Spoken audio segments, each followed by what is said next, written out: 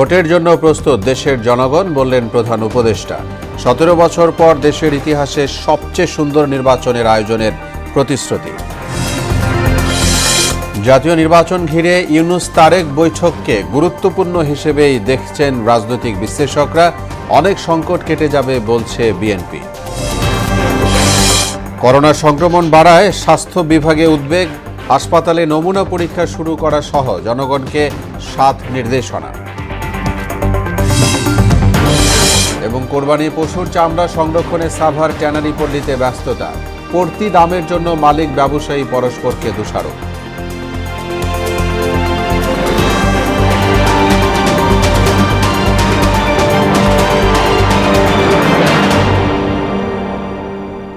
আসসালামু আলাইকুম। আমন্ত্রণ মোহনা সংবাদে এতক্ষণ শুনছিলেন শিরোনাম, সঙ্গে আছি মোহাম্মদ ওয়ালিউল্লাহ। যাচ্ছি পুরো খবরে। ঘোষিত সময়কেই নির্বাচনের জন্য সঠিক সময় উল্লেখ করে প্রধান উপদেষ্টা প্রফেসর মোহাম্মদ ইউনূস বলেছেন, ভোটের জন্য দেশের জনগণ প্রস্তুত। লন্ডনের চ্যাথাম হাউজে এক অনুষ্ঠানে প্রফেসর ইউনূস বলেন, 17 বছর পর দেশের ইতিহাসে সবচেয়ে সুন্দর নির্বাচন আয়োজন করা হবে। সব রাজনৈতিক দলের মতের ভিত্তিতেই জুলাই সনদ দেয়া হবে বলেও জানান তিনি। Voters can watch this debate. This is all debate. It's on the newspaper every day happen.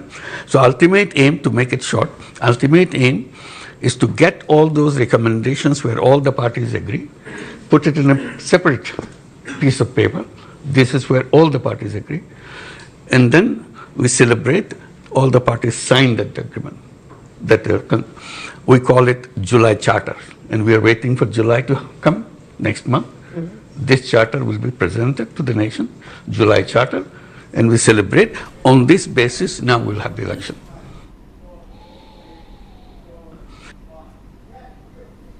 চলমান রাজনৈতিক প্রেক্ষাপটে ডক্টর ইউনূস তারেক রহমান বৈঠক মাইলফলক হবে বলে মনে করছে বিএনপি। দলটির শীর্ষ নেতারা বলেন, এর মাধ্যমে অনেক সংকটের সমাধান আসতে পারে। বিশেষ করে সরকারের পক্ষ থেকে বৈঠকের প্রস্তাব আসার বিষয়টিকে ইতিবাচক হিসেবেই দেখছে দলটি। আর রাজনৈতিক বিশ্লেষকরা বলেন, জাতীয় নির্বাচনের ক্ষেত্রে এই বৈঠক বিশেষ গুরুত্বপূর্ণ।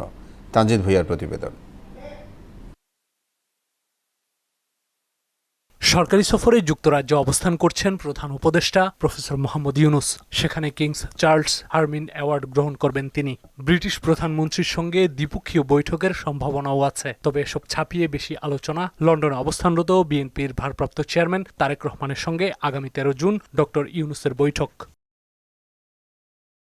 এপ্রিলের প্রথম সপ্তাহে নির্বাচনের তারিখ ঘোষণা করেছে অন্তর্বর্তী সরকার। যদিও রমজান মাসে প্রচারণায় জটিলতা সহ বর্তমান রাজনৈতিক প্রেক্ষাপটে ডিসেম্বরে নির্বাচন চায় বিএনপি। এসব কারণেও ডক্টর ইউনূস তারেক রহমান বৈঠকে চোখ থাকবে রাজনৈতিক অঙ্গন সহ সারা দেশের মানুষের। মোহনা টেলিভিশনকে দেয়া সাক্ষাৎকারে বিএনপির শীর্ষ নেতারা বলেন, বৈঠকটি রাজনীতির ক্ষেত্রে একটি টার্নিং পয়েন্ট হবে। রাজনৈতিক সমাধান হোক, অর্থনৈতিক সমাধান হোক, এবং এই সরকারকেই একটি সুষ্ঠু নিরপেক্ষ নির্বাচন দিয়ে জনগণের সরকার প্রতিষ্ঠা করতে হবে। এই বিষয়ে গুরুত্ব দিয়ে এটা উত্থাপনের জন্য আমরা আমাদের ভারপ্রাপ্ত চেয়ারম্যানকে দায়িত্ব দিয়েছি। উপদেষ্টা পরিষদের সদস্যরাও নির্বাচন করতে যাবে না, তাহলে তো তারা নিরপেক্ষভাবে নির্বাচন দিচ্ছে, এটা কেউ বিশ্বাস করবে না। প্রধান উপদেষ্টার সাথে বাংলাদেশের সর্ববৃহৎ রাজনৈতিক দলের ভারপ্রাপ্ত চেয়ারম্যান জনাব তারেক রহমানের সাক্ষাৎ হওয়াটা অবশ্যই প্রয়োজন এবং এটা রাজনৈতিক শিষ্টাচারের অংশ। গণতান্ত্রিক ভাগ্য নির্ধারণ হওয়ার মতো একটা টার্নিং ডিসিশন আসতে পারে।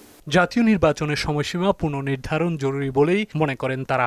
বিদ্যমান রাজনৈতিক সিচুয়েশন, নির্বাচনী সময়সীমা এবং সরকারের নিরপেক্ষতার বিষয়, জাতীয় স্বার্থ যেখানে জড়িত থাকবে সেই সময়ে সেই সমস্ত বিষয়গুলোতে অবশ্যই গণতান্ত্রিক রাজনৈতিক দলগুলো, সামাজিক শক্তিগুলো একমত পোষণ করবে।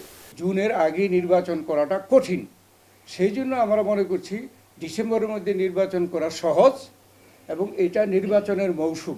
রাজনৈতিক বিশ্লেষকরাও বললেন, নির্বাচনের তারিখ সহ রাজনৈতিক অঙ্গনে যেসব মতবিরোধ আছে, ডক্টর ইউনূস তারেক রহমান বৈঠকে তা অবসান ঘটতে পারে। দুই নেতার মধ্যে আলোচনার মাধ্যমে একটা রিজনেবল তারিখ হয়তো আমরা পাবো। তারেক রহমান দেশে ফেরার পর তার নিরাপত্তার বিষয়টিও সেই বৈঠকে গুরুত্ব পাবে বলে মনে করেন এই রাজনৈতিক বিশ্লেষক। নিরাপত্তা সংকটের কথা ভাবছেন, সেগুলোর বিষয়ে তিনি হয়তো সরকারের কাছ থেকে এক ধরনের সহযোগিতা চাইবেন। তানজিদ ভুইয়া, মোহনা সংবাদ, ঢাকা।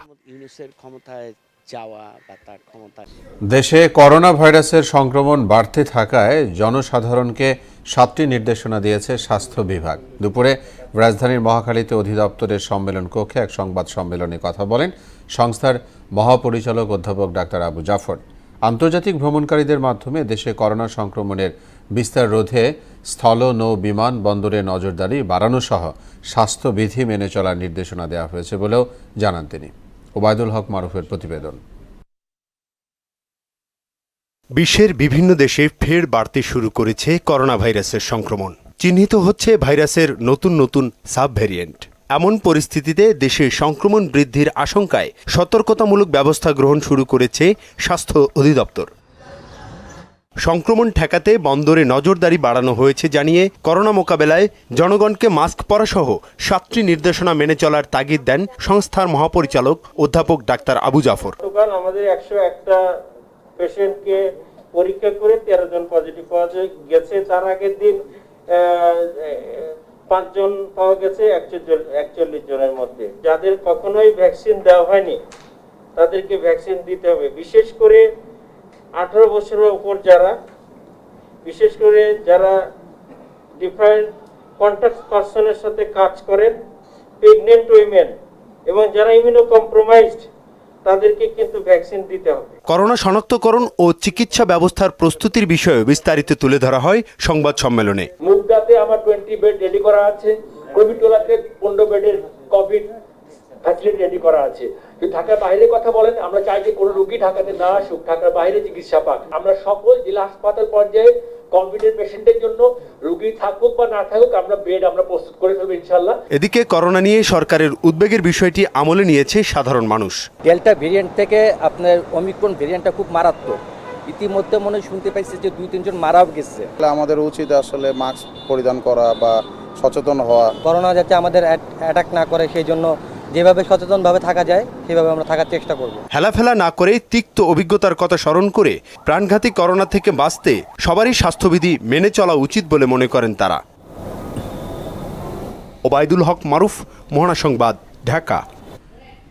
এদিকে করোনা পরিস্থিতি মোকাবেলায় চট্টগ্রামে প্রস্তুতি সভা করেছে সিটি কর্পোরেশন ও স্বাস্থ্য বিভাগ। নগর ভবনে আয়োজিত সভায় সিটি মেয়র, স্বাস্থ্য দপ্তরের কর্মকর্তা ও সরকারি হাসপাতালের পরিচালকরা করোনা প্রতিরোধের প্রস্তুতি নিয়ে কথা বলেন। বক্তারা জানান, নতুন করোনা ভাইরাসে রোগীর শরীরে জ্বর বা কাশি নাও হতে পারে, তবে উপসর্গ হিসেবে হাঁটু, মাথা ও গলায় ব্যথা এবং নিউমোনিয়া হতে পারে। করোনা ও ডেঙ্গু মোকাবেলায় সরকার কার্যকর কোনো উদ্যোগ নেয়নি বলে অভিযোগ করেছেন বিএনপির সিনিয়র যুগ্ম মহাসচিব রুহুল কবির রিজভী।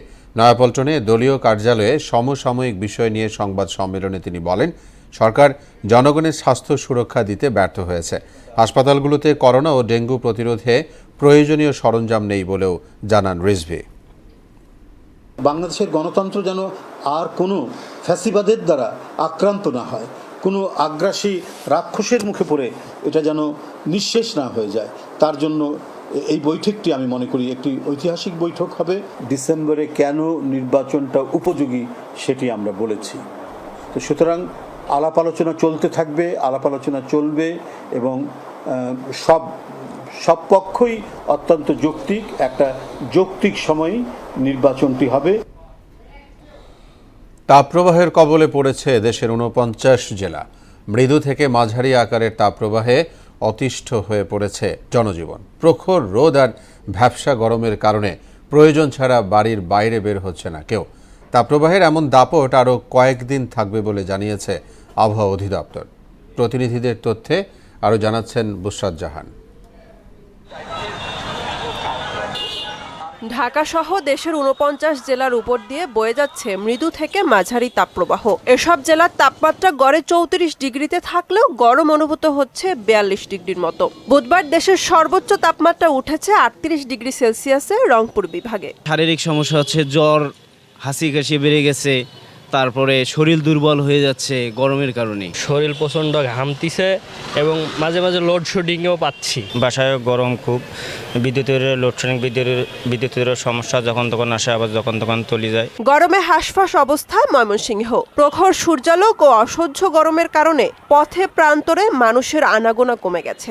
গরমের লাগিয়া গাড়ি চালাতে পারি না, আবার রাত্রি কমে গেছে, শ্বাসকষ্ট সমস্যা, ঠান্ডা লাগে, জ্বর কাশি সমস্যা। গরমের কারণে আমরা ঘর থেকে বের করতে পারি না, কোনো কর্ম করতে পারি নাই।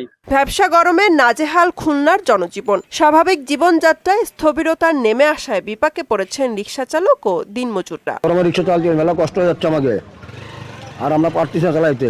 যাত্রী মাত্রী নাই, রোডঘাট ফাঁকা, প্যাসেঞ্জার নাই, দোকানপাটে লোকজন আসছে না, ব্যবসা বাণিজ্য অবস্থা অনেক খারাপ। গরমের এমন দাপট চলবে আরো কয়েকদিন, আর বৃষ্টি হলেও তাপ প্রবাহের যন্ত্রণা সহসাই কমবে না, এমনটাই বলছে আবহাওয়া অফিস। বুশরাত জাহান, মোহনা সংবাদ। তাপপ্রবাহের আরও খবর নিয়ে জানাতে আমাদের সঙ্গে খুলনা থেকে যোগ দেবেন সহকর্মী শহীদুল হাসান। শহীদ, তাপপ্রবাহে খুলনা অঞ্চলের জনজীবনের চিত্র জানতে চাই এবং সেই সাথে বলবেন আবহাওয়া দপ্তর কি বলছে।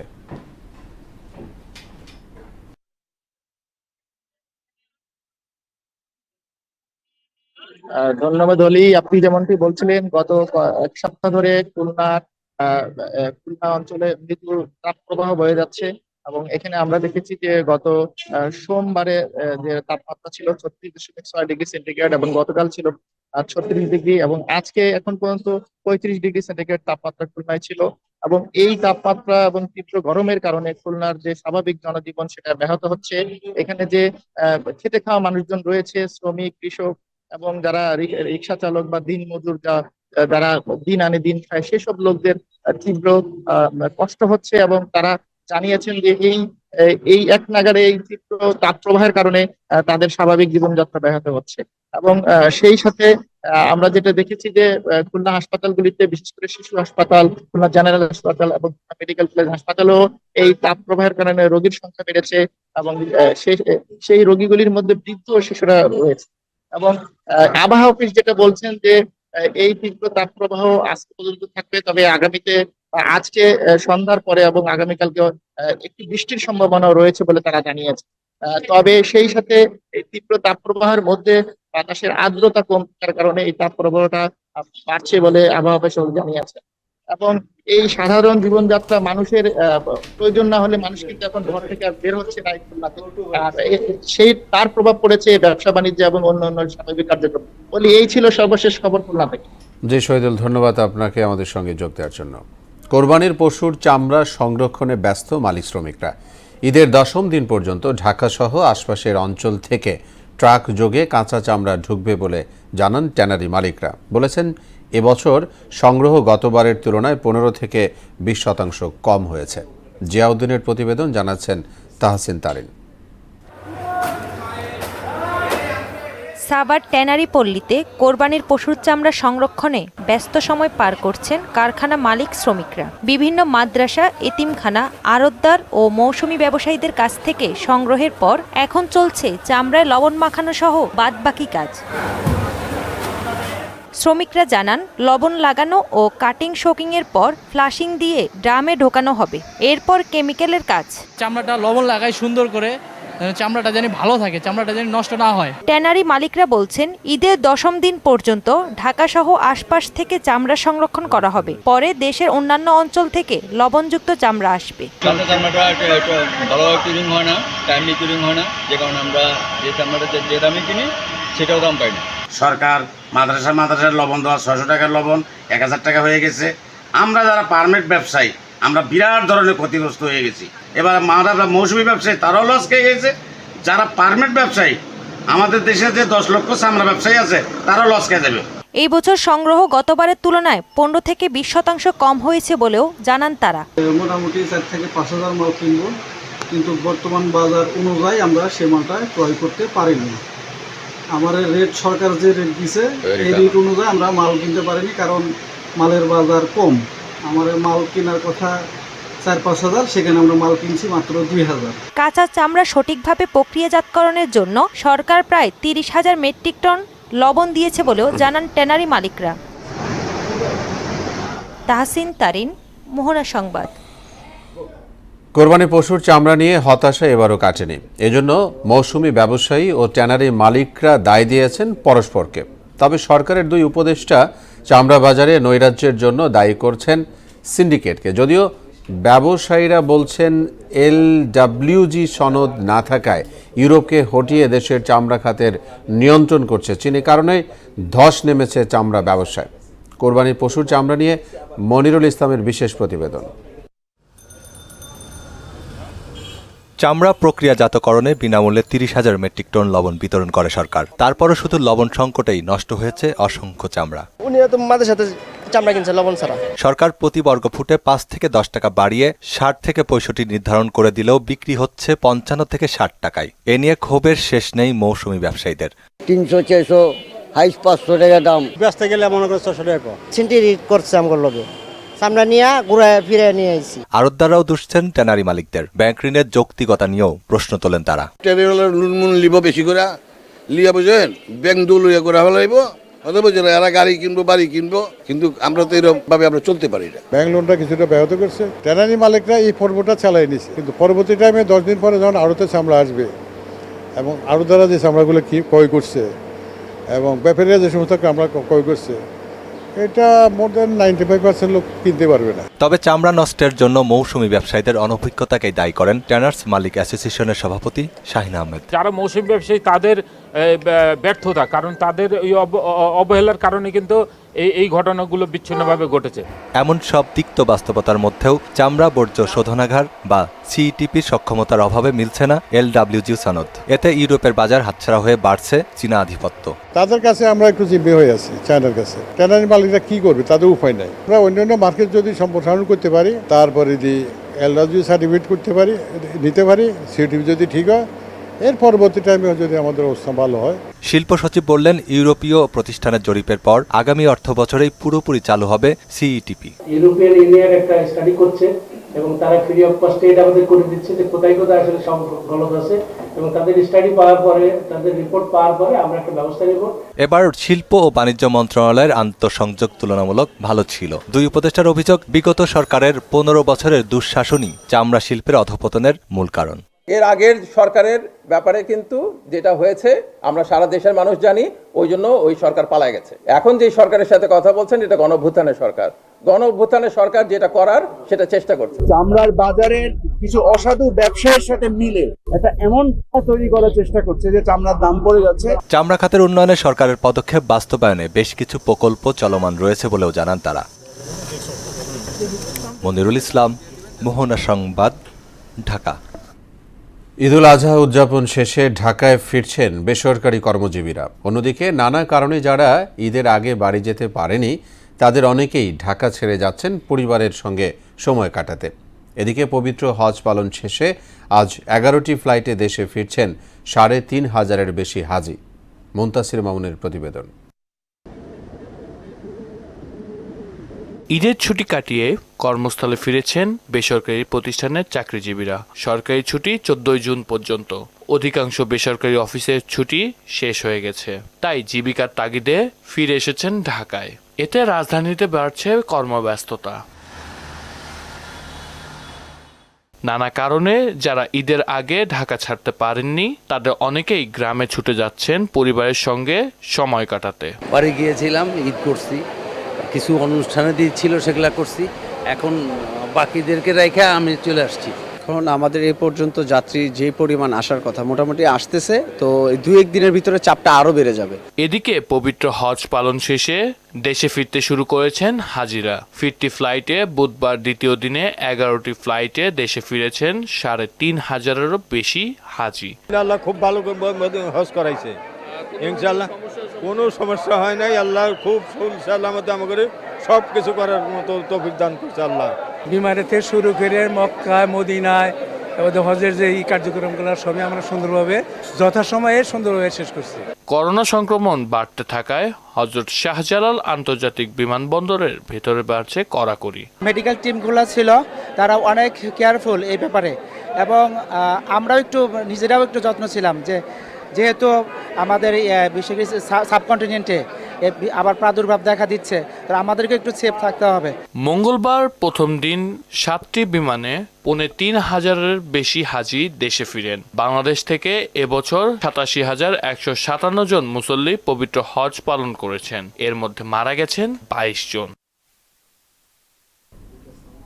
মুনতাসির মামুন, মোহনার সংবাদ, ঢাকা। পাবনার ঈশ্বরদীতে কাভার্ড ভ্যান চাপায় মা মেয়ে সহ ৩ জন নিহত হয়েছে। হাইওয়ে পুলিশ জানায় অবসরপ্রাপ্ত বিজিবি সদস্য মফিজুল ইসলাম পরিবার নিয়ে শ্বশুরবাড়ি কুষ্টিয়া থেকে নিজ বাড়ি নাটোরে ফিরছিলেন। পথে ঈশ্বরদীর মীরকামারি মুন্নার মোড় এলাকায় সড়কের পাশে দাঁড়ালে পেছন থেকে আসা কাভার্ড ভ্যান চাপা দিলে ঘটনাস্থলে ৩ জনের মৃত্যু হয়। মরদেহ উদ্ধার করে উপজেলা স্বাস্থ্য কমপ্লেক্সে পাঠানো হয়েছে। এবার আন্তর্জাতিক। মার্কিন প্রেসিডেন্ট ডোনাল্ড ট্রাম্পের অভিবাসন বিরোধী অভিযানের প্রতিবাদে চলমান বিক্ষোভের মধ্যেই লস অ্যাঞ্জেলেসে কারফিউ জারি করা হয়েছে। এদিকে ইসরায়েলি বর্বরতায় গাজায় একদিনে প্রাণ গেছে আরও ৭০ ফিলিস্তিনির। ফিলিস্তিনিদের প্রতি সহিংসতায় উস্কানি দেওয়ার অভিযোগ ইসরায়েলি ২ মন্ত্রীর উপর নিষেধাজ্ঞা আরোপ করেছে ৫টি দেশ। অধ্যুষিত এলাকাগুলোয় ফেডারেল ইমিগ্রেশন। এ ছিল এখনকার মতো সংবাদ। শেষ করব তার আগে শিরোনামগুলো জানাবো আর একবার।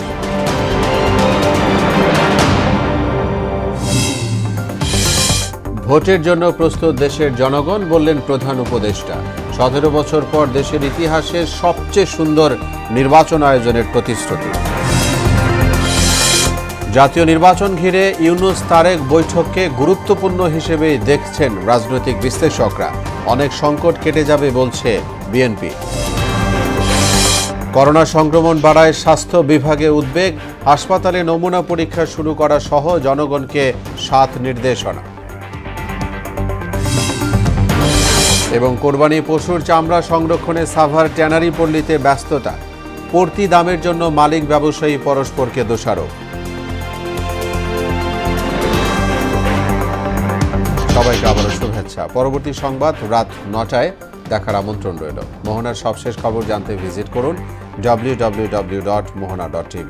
সংবাদ দেখতে পারেন ফেসবুক ও ইউটিউবেও। এতক্ষণ সঙ্গে থাকায় ধন্যবাদ সবাইকে।